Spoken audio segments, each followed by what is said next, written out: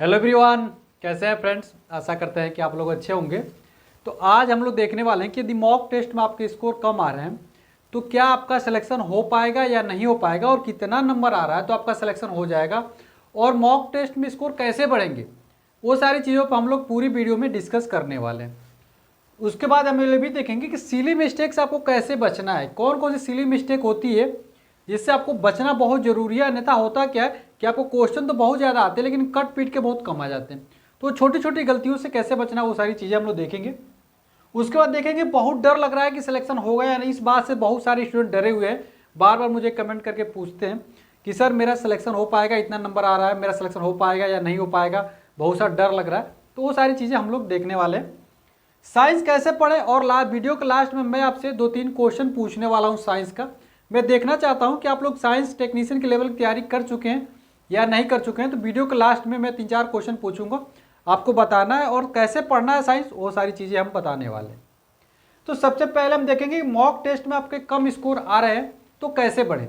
तो सबसे पहली बात तो यही आती है कि अगर मॉक टेस्ट में आपके स्कोर कम आ रहे हैं ना, तो पहले आप देखो कि आपके कौन से टॉपिक में कमजोर नंबर आ रहे हैं, जैसे मैथ, रीजनिंग या साइंस। ठीक, तो अब मैथ में देखोगे तो मैथ में तो ऐसा नहीं है कि तुम सारे हर बार क्वेश्चन गलत करते होगे एक ही टाइप के।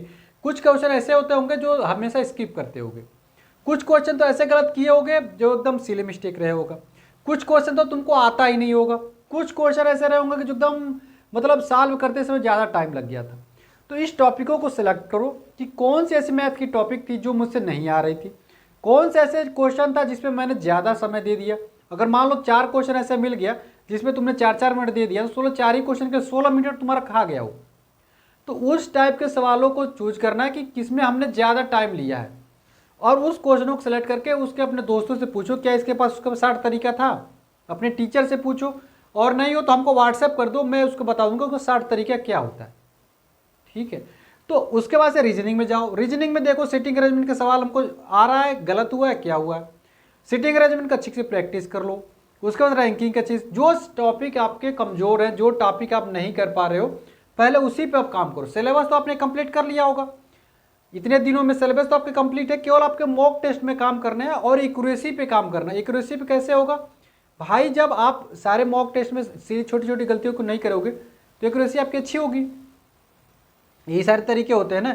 आप पहली बात कि आप 1 घंटे का मॉक टेस्ट दीजिए दिन में। देखिए आप 2 मॉक टेस्ट मैं बोलता हूँ देने के लिए, लेकिन फिलहाल आप 1 मॉक टेस्ट ही दीजिए, लेकिन उसका प्रॉपर एनालिसिस करिए। टाइम अगर 1 घंटे का है तो 1 घंटा मॉक टेस्ट और 45 मिनट का उसका पूरा एनालिसिस। उसमें एनालिसिस कैसे करना है कि कौन सा क्वेश्चन आप नहीं कर पाए, पहले कौन सा क्वेश्चन आपने गलत कर दिया, दूसरा कौन सा क्वेश्चन आप पे आपने ज़्यादा टाइम लिया, मतलब आपको आ तो रहा था लेकिन किस पे आपने ज़्यादा टाइम दे दिया, चौथा सिली मिस्टेक। तो इन 4 कैटेगरी आप बना लीजिएगा, फिर उस पर काम करिएगा। आपके निश्चित तौर पे 2-4 मॉक टेस्ट ऐसे देंगे, निश्चित तौर पे आपके मॉक टेस्ट में स्कोर बढ़ेंगे।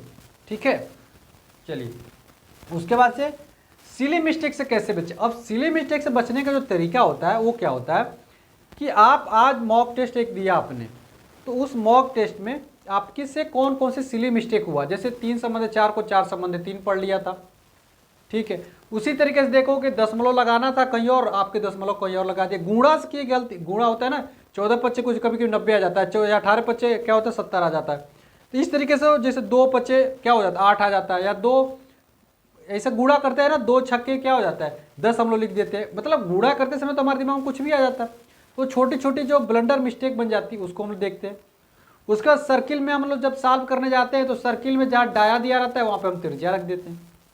तो ये छोटी छोटी जो गलतियां है ना, उसको जो एक मॉक टेस्ट दो उसको आप एक रफ पन्ने पे लिख लो। रफ पन्ने पे लिखने के बाद रफ नहीं, एक नोट्स पे लिख लो। उसको जब अगला मॉक टेस्ट देने जाओ ना, तो आज की सारी सिली मिस्टेक को पढ़ लो कि आज अगले मॉक टेस्ट में क्या क्या गलती किया था, और फिर जब दूसरा मॉक टेस्ट दो तो उसमें भी जो जो गलती किया उसको भी लिख लो। फिर जब तीसरा मॉक टेस्ट देने जाओ तो जिन 2 मॉक टेस्ट हुआ था इसमें कौन कौन सी गलती हुई थी, इसको आपको तीसरे मॉक टेस्ट में यूटिलाइज करना है। ऐसे करते करते जब एग्जाम आपका आएगा ना, कम से 20 से 25 मॉक टेस्ट आप दे दिए रहोगे और सबका सिली मिस्टेक उसमें लिखे रहोगे। तो जब एग्जाम देने जाओगे ना, एक दिन पहले उस सारे सिली मिस्टेक को पढ़ लेना। उससे होगा ना कि जब मेन एग्जाम में जब बैठने जाओगे ना, वो सारे सिली मिस्टेक आपको पहले दिमाग में स्ट्राइक कर जाएंगे। अरे यार ऐसा क्वेश्चन आता है तो ये गलती करता हूँ, ऐसा क्वेश्चन आता है तो इसको ध्यान से देखना है। इस तरीके से जब करोगे ना तो सिली मिस्टेक से बचत हो जाएगी और आपके 5 से 6 क्वेश्चन और सही हो जाएंगे। जो कि आपको सिलेक्शन दिलाने के लिए सफिशियंट है। समझ पा रहे हो। दूसरी बात, बहुत डर लग रहा है सिलेक्शन होगा या नहीं होगा। देखो, डरने की बात नहीं है। आपके मॉक टेस्ट में यदि कम नंबर आ रहे हैं, आप क्यों डर रहे हैं। देखिए, पहली बात कि आपका कट ऑफ जो बनेगा वो जोन में बनेगा, आपके ही जोन बनेगा। भले आपका पार्टनर आपसे ज़्यादा स्कोर ला रहा है, हो सकता है उसका जोन अलग हो सकता है आपके गांव में 4 लोग अधिक स्कोर ला रहे हो सकता है आप जिस लॉज में रह रहे हैं उसमें आपसे 4 लोग अधिक नंबर ला रहे हो, लेकिन वो तो अलग अलग जोन में है ना।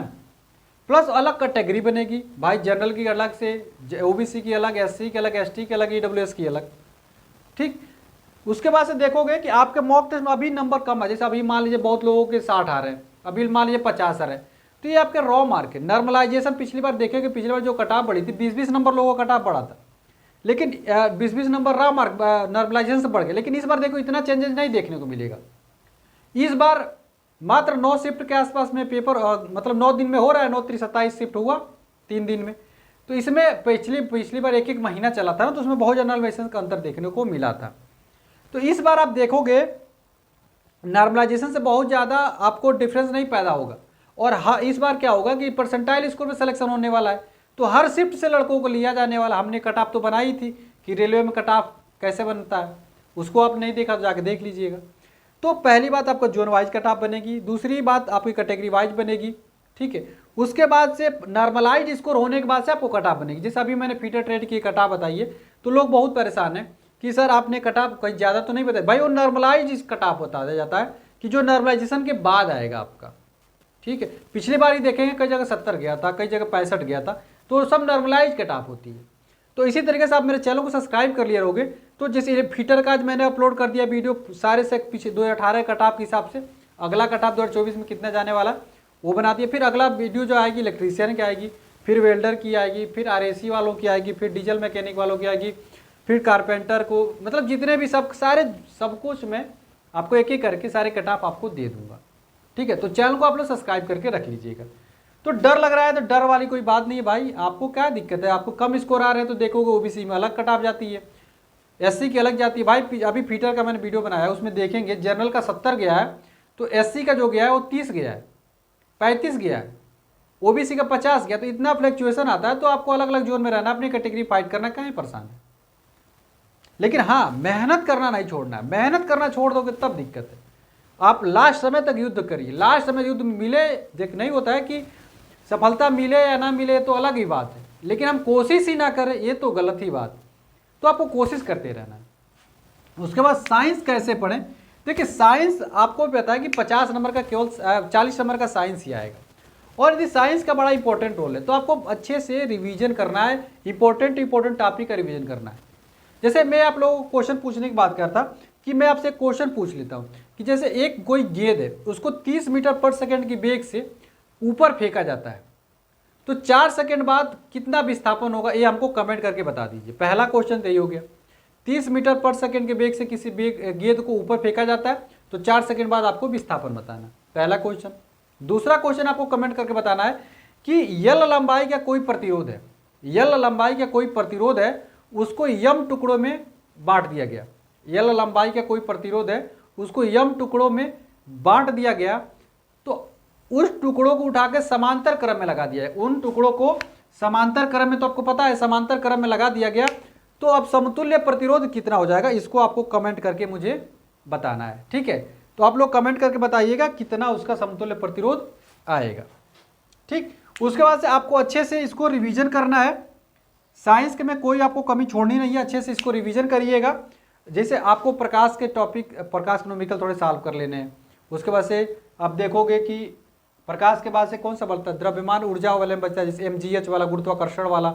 इसमें थोड़ा फार्मूला जो आता है, इसको आप लोग अच्छे से रिवीजन कर लेंगे तो निश्चित तौर पे इसके आपको फायदा देखने को मिलेगा।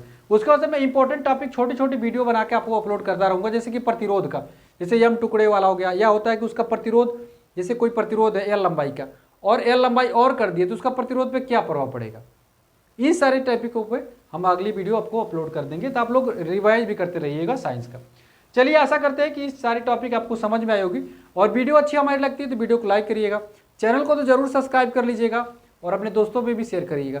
कोई भी डाउट रह गया हो तो कमेंट करके हमसे पूछ लीजिएगा। व्हाट्सएप ग्रुप में जुड़ जाइए, जो कि डिस्क्रिप्शन में, टेलीग्राम चैनल से भी आप लोग जुड़ जाइए। मिलते अगली वीडियो फ्रेंड्स, तब तक के लिए फ्रेंड्स जय हिंद।